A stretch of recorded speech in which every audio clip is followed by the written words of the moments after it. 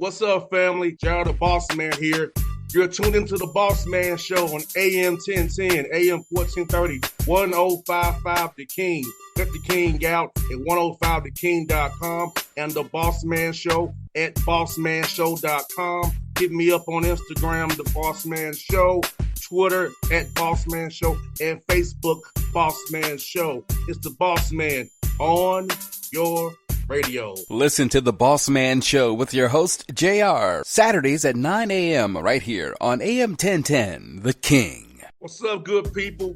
BetOnline is your number one source for all your betting needs. The latest odds, lines, and matchup reports for baseball, boxing, golf, and more.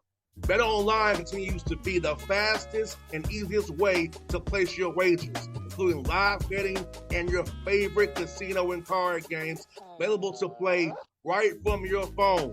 Head to the website or use your mobile device to sign up today and get in on the action.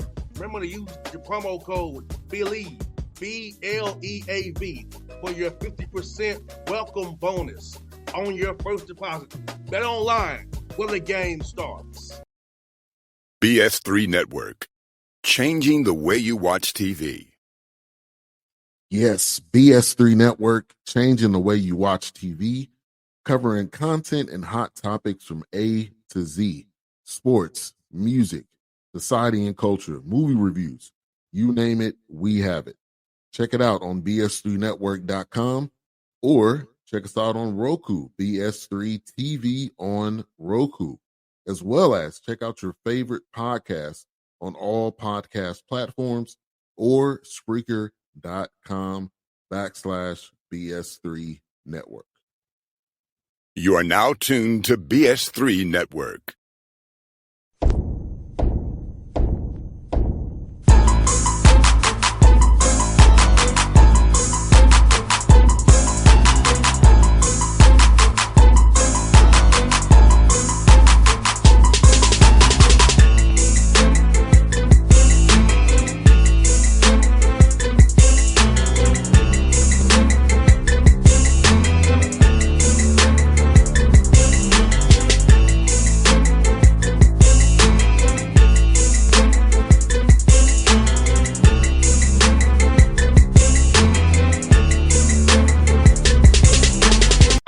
Back at it, friend of the show, David Riley with me here. Washington State Cougars here with me on the Bossman Show, doing big things. Riley, good to talk to you, man. How's life up there in Pullman, man?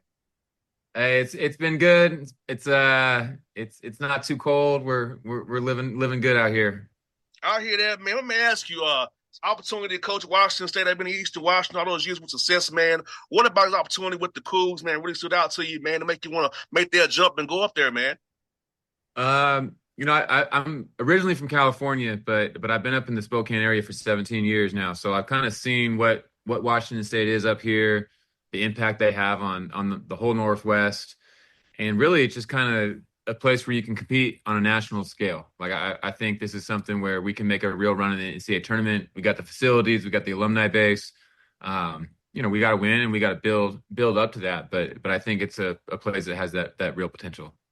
No doubt, man. And the Spokane area is growing. I've been there once for NCAA tournament situation. It was really fun to be out there, man. So it's a great area. And talk about the ability to recruit now, even better. How level players than you had at Eastern Washington now, being at Washington State now, be able to offer them a little bit more resources for us, NIL, things of that nature, and the living arrangements. So talk about this, that in part of it as well, helping you to sell this program and knowing all the great things Washington State has done and how you can sell that school and what it's all about. That's a good question. I think that the way we recruit really kind of it helps our culture because we tell people it's not for everybody. Like, this is for hoops junkies. Some people go to college because they want to be by the beach and be in good weather. Some people want to, be in a big city and have a bunch of other stuff to do. Like, if you're a real hooper and this is what you want to do, I think that that's our selling point. We got everything you need to become a pro. We have the coaching staff that's going to pour into you, that we're not on the road all the time trying to recruit. We're trying to be in the gym with you.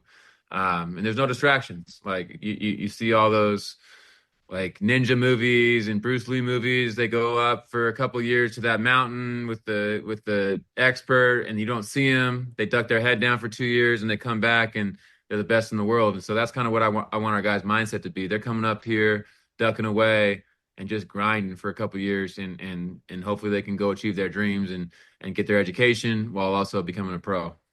And also, your system is very fun to play in too. Your system is something that's fun to play in. You let guys be themselves. You want to defend and play fast. Talk about your system as well. How it's so important for young men who want to really learn the game and play the right way and get their contracts. But also, the way you all play is fun for a lot of guys to come play in that system that you have. No, for sure. And that's a big piece of it. Like people watch us play, and everyone, they're like, man, I love how you guys play. It's so fast, looks so free. The guys get so much freedom, and like, well, shoot, everyone wants to play that way, but it's hard. You have to watch a lot of film. You have to really, really understand the system and like where the opportunities are, where the advantages are. And it's probably easier to run a system and takes less time where you run a set, you're getting this shot on the wing right here and this guy's getting it. And really, we're just trying to string two reads together, and we got to have guys that are super connected and it does take time, but man, when we're playing, it's a pro style. We're not teaching you how to be a robot. We're not teaching you how to run my playbook. No, we're teaching you how to read ball screens against every kind of coverage, read a pin down, read a stagger screen, read a post up. And I think it sets guys up to become better pros in the long run as well. 100%, man. You don't want to be a robot because when you overthink so much, it's kind of like read before the catch. That's what you're trying to teach these guys. Read before the catch. You know Exactly. what I'm saying? I know the Hawks. The Hawks are all about that 0.5. They want the 0.5 decisions. Yes, every day. Thing. It's in my head, Riles, every day. Read before the catch, buddy. Yep. Every day. It's like I heard today in shoot practice today. Read before the catch. Read before the catch. Make those 0.5 decisions. And I think that's like when guys are doing that, the ball zips around. There's energy in the ball, and it becomes a little more fun that way. Makes defense have to work a little harder too. They can't just sit there and load up to you too. So you have to really be on your attention detail, your scouting report, be on it. So when you do that, hey, it causes defensive conflict. So it works both ways. Absolutely. And man, look, 13-3, man, 7-0 at home, which is defending the home court, great, man. 3-0 and then WCC, which is hard, man. So talk about that, man, studying the WCC, all this talent, coaching-wise in this conference and young men who are very talented. So about as you get used to a new conference, kind of studying it and making sure that as you studied it, how you knew what you had to deal with. Then you got Pacific and Gonzaga this week, two tough schools, Bart Few, Hall of Famer. Man, it doesn't stop this league, man. No, it definitely doesn't. And this is my first time in a new league in my whole coaching career. Like I started off as a GA at Eastern Washington and was pretty familiar with all those coaches, all those programs, where to eat in each city. Like it was all pretty routine by year 13. And so for me, it's fun. It's exciting to get a fresh start and get to see some new programs, really dive in. Because when you play a team one time in preseason, it's cool. Like you get a good scout, you get a good read. But man, when you start playing teams twice and you really start diving into who they are and what makes them tick, I think it's a fun challenge. And obviously the WCC is it's a monster. Like you just said it. You got Mark Few, Hall of Famer, Randy Bennett, Hall of Famer. You can go the USF, man, the game we just played, extremely well coached. They run some really unique stuff. Defensively, they're tight. Herb Sendek might be a Hall of Famer. Like there's just everywhere you look, there's really, really good coaching. There's high level players. People have put a lot of resources into the rosters in some of these schools, and it's a great challenge and just makes it fun every day to go compete. I went to Herb Sendek's basketball camp back in the day. That's how old I am, Riles. I like it. That's how old I am. Man, crazy. Learn some things there. The guy can coach. Yes, sir. You got that right, man. And talk about your non-league schedule, man. Playing that schedule you did to kind of prepare yourself is WCCC, man. Because like I say, it's tough as heck. But playing that non-con to kind of get guys playing the right way, understand how to play with each other. Because there's new teams every year, so how getting guys understand how to play with each other. So how important is that summer and that fall was ready for this as you prepare for this gauntlet with WCC, man? It was one of the toughest preseasons I've played in. I think I want to say top 50 or around there in non-conference strength of schedule. And I think that was our plan. Like we knew we had a talented team coming in. We knew we were going to be in a place where we could hopefully get an at-large. And so we tried to schedule the best. Like we went out to Iowa, played them out there. Boise and Nevada were preseason favorites in the Mountain West. Got them, UW, go down the line, Bradley, Northern Iowa. So played some really good teams to try to put ourselves number one in a place to get an at-large. And I think we're in the mix with that right now, which is the goal. And then number two, to prepare us for the WCC. And I think we learned a lot of lessons. Like you go through our losses. Iowa game, they had some pressure late game that bothered us, and I think we learned how to play through a little bit of pressure. Then you go down to SMU loss. Day two, back-to-back game, we kind of got physically punked and just kind of learned the values of just having that physicality from the jump and setting the tone. And then the UW game, we just turned the damn ball over too much. Like it kind of shot ourselves in the foot that game. And I think that prepared us to have this start in the league. Like we don't just start off, 3-0 by accident. Like we learned a lot from this preseason, and I'm still learning the net. Like the net rankings is what determines the NCAA tournament. When I look at this thing, it's like I got it right here. We are number 65 in the net rankings.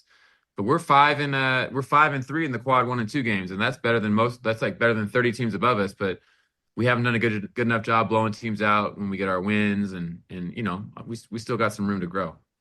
No doubt, man. Let me ask you, Riles, that week off from the 21st to 28th, man, how important is that week for rest and recovery and kind of do some self-scouting of your team and kind of getting that reset that you needed as you jump into this WCCC gauntlet, man? I think that's one of the most important times. Like these kids need to get away from us. I'm sure they're sick of hearing my voice, and they got to get with their families, get reset. A lot of them, when they're around your family, when you're back home, having your mom's cooking, like you just kind of reset and it re-energizes you. It allows you to know why you're doing this. I think people can get so lost in the grind during the season, you kind of forget how much you love the game. And so our guys came in with that kind of mindset. Christmas night, we all flew back, and they were excited to be there. They were refreshed. And then for me personally, like I got a couple days off to chill and see some family and friends. But then you're right. I watched a lot of our games, dove into all the analytics, tried to figure out, where we need to shore some things up, where we need to keep doing more of. And I think that benefited us. Like going into conference play, we had a good idea of what we needed to work on. Also, man, you got multiple guys in double figures, and talk about having options offensively to score the basketball multiple ways. So no guys can key on one person. You make them have to defend multiple people and space them out very much. So about how important is having guys who can score double figures, multiple guys who can do that for you on a given night and cause that defense conflict as always. Yeah, and that's kind of been the staple of our system the last few years. Like, I've coached MVPs of the league and all that, but almost every year it seems like we got 4 to 6 guys in double figures. We've been top 30 or 40 in the country in assists as well. So like I think that's the big piece is guys are sharing the ball, trying to make sure we're getting the best shot as a team. And that takes having a lot of talented guys. If you have a few guys that can't score the ball, that hurts you, but it just shows the talent of our players. And we got 8 healthy players right now. We have 8 healthy bodies. We got 4 or 5 of them that are scoring in double figures. We had 3 key guys that were probably starters at some point go down and have been out for months at a time. And to show that we have that much firepower and that many guys that can step up, it just shows how competitive our practices were in the fall to put us in this spot. No doubt, man. You shoot over 36% from 3, man. About how important that is as well, that shooting that ball up from the 3-point line and how important it is to your system, making sure you guys are getting out there and analytics, getting threes more than them twos. We all can shoot. And I was talking to Isaiah Watts, who was at Washington State last year, and we were talking about the differences in the teams. And spot for spot on their team last year, like their shooters might have been more prolific shooters than what we got right now. But I think what makes us unique is that all 5 guys on the floor can be a threat. Like they can all. It's not like they're a threat. They can make one. No, they're a threat, and they can make 4 or 5 on you. And have had multiple games where they've hit 3 or 4 threes. And I think that's the real threat where they have to help everybody. The paint's wide open, and it allows us to really drive and kick and start playing the way we want to play. Talk about this, man. You're out rebounding opponents, man. Talk about compete on the offensive glass, defensive glass as well, complete possessions, because it's so important to get that ball. Talk about the importance you put on rebounding this year to make sure your guys out rebounding the opponents so y'all can get out and do what you want to do offensively and defensively with those rebounds. Yeah, this might be the least we've worked on defensive rebounding since I've become a head coach. And what we did is I think we put more emphasis on offensive rebounding early and where to crash, how to crash, what that looks like. And I think I've tried as a head coach always to be pretty proactive and not just be like, hey, you got to play harder. You got to be more aggressive. Like, that's kind of BS. Like, no one really understands what that looks like. And so I think I fell victim to that with rebounding my first few years as head coach. Like, it was always just crash and just go to the rebounds. And it wasn't technical. It wasn't teaching guys which way to go and how to actually, tactically go where we want to try to get those rebounds. And I think we did a better job of that early in the summer, early in the fall. And because of that, if you're having to go against that every day in practice and you're competing, well, you don't want to give up offensive rebounds. So I think that's where we kind of got our defensive rebounding up to speed a little bit. And, we were better offensive rebounding team about 3 weeks ago before we had those injuries. And I think, there's some things that you de-emphasize at times when you're trying to keep guys with a little more energy. And I think that's one thing that we got to get back to is just getting a little more aggressive on the offensive glass. No doubt, man. That's one for you, man. Riles. I must ask you, man, with the injuries, man, practice, man. I know how we do it in practice. We only got 11 guys right now ourselves, man. How has it been trying to do practice plans, man, with only having 8 healthy guys, man? Been crazy, ain't it? I'm lucky. We got a young staff, and so I got my guy Jerry Brown. He played overseas for a while. His knees are a little banged up, but he can go on the half court. And we got a couple GAs that can fill in for us. And yes, really, we're just trying to figure it out. Next man up. We'll see. We might be having open tryouts at some point. Yeah, man. Hey, I still get with this in 5 years. I got 1 year left, buddy. I got 1 year left, Steve. This 5-year thing ain't this fast. I got 1 year left. You do it 5 years now. Hey, the rules are changing every year. Who knows? No doubt. Hey, man, good to catch up with you, Riles, man. I hope to talk to you in March, man. Going to Bit Dance, man. All the best to you. Look forward to chatting with you down the road, brother. Appreciate it. Go Cougs. BS3 Network. Changing the way you watch TV. Yes, BS3 Network, changing the way you watch TV, covering content and hot topics from A to Z. Sports, music, society and culture, movie reviews. You name it, we have it. Check it out on bs3network.com or check us out on Roku, BS3 TV on Roku, as well as check out your favorite podcast on all podcast platforms or Spreaker.com/BS3 Network. You are now tuned to BS3 Network. What's up, good people? BetOnline is your number one source for all your betting needs. The latest odds, lines, and matchup reports for baseball, boxing, golf, and more. BetOnline continues to be the fastest and easiest way to place your wagers, including live betting and your favorite casino and card games available to play right from your phone. Head to the website or use your mobile device to sign up today and get in on the action. Remember to use your promo code BELIEVE, BLEAV, for your 50% welcome bonus on your first deposit. BetOnline, where the game starts. What's up, family? Jared the Bossman here. You're tuned into the Bossman Show on AM 1010, AM 1430, 1055 The King. Check The King out at 105theking.com and the Bossman Show at bossmanshow.com. Hit me up on Instagram, The Bossman Show, Twitter at Bossman Show, and Facebook, Bossman Show. It's the Bossman on your radio. Listen to The Bossman Show with your host, JR, Saturdays at 9 a.m. right here on AM 1010, The King.